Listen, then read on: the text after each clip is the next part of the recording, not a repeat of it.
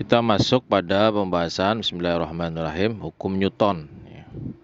Hukum Newton itu ada 3, hukum 1 Newton, hukum 2 Newton, dan hukum 3 Newton.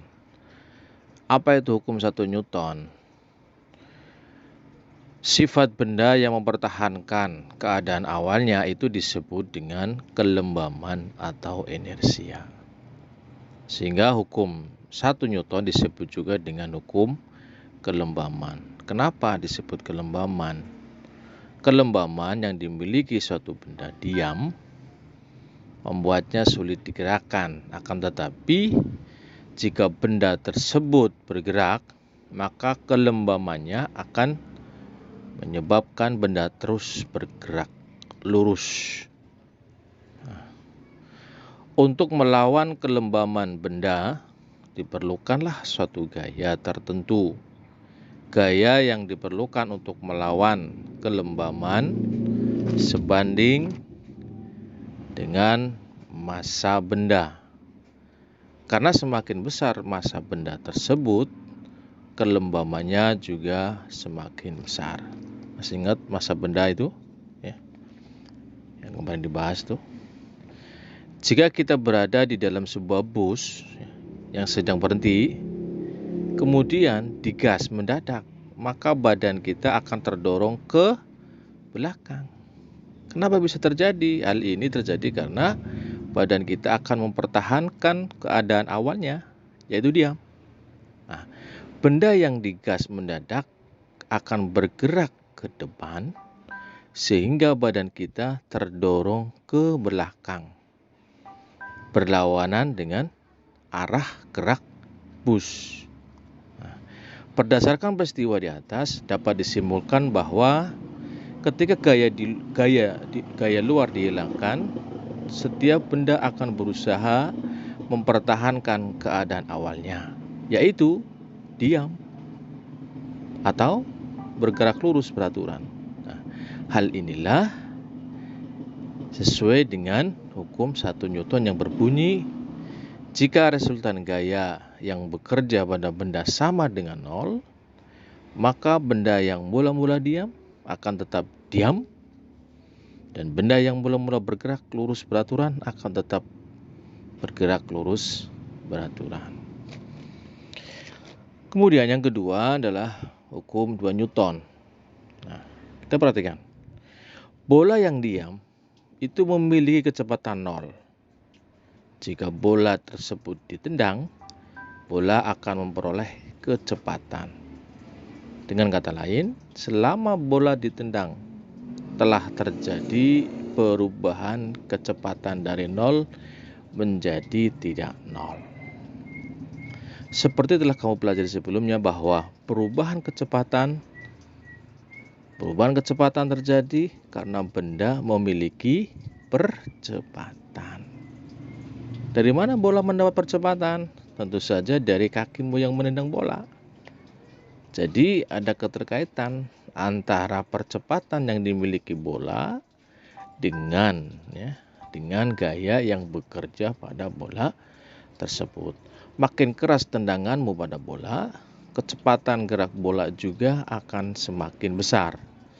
Ini berarti bola memiliki percepatan yang makin besar. Tendangannya makin keras menandakan gaya yang bekerja pada bola juga makin besar. Jadi, makin besar gaya yang bekerja menyebabkan percepatan yang dialami benda makin besar. Dengan kata lain, percepatan berbanding lurus dengan gaya. Dengan kekuatan tendangan yang sama, bola yang berat akan mengalami percepatan yang lebih kecil daripada bola yang ringan.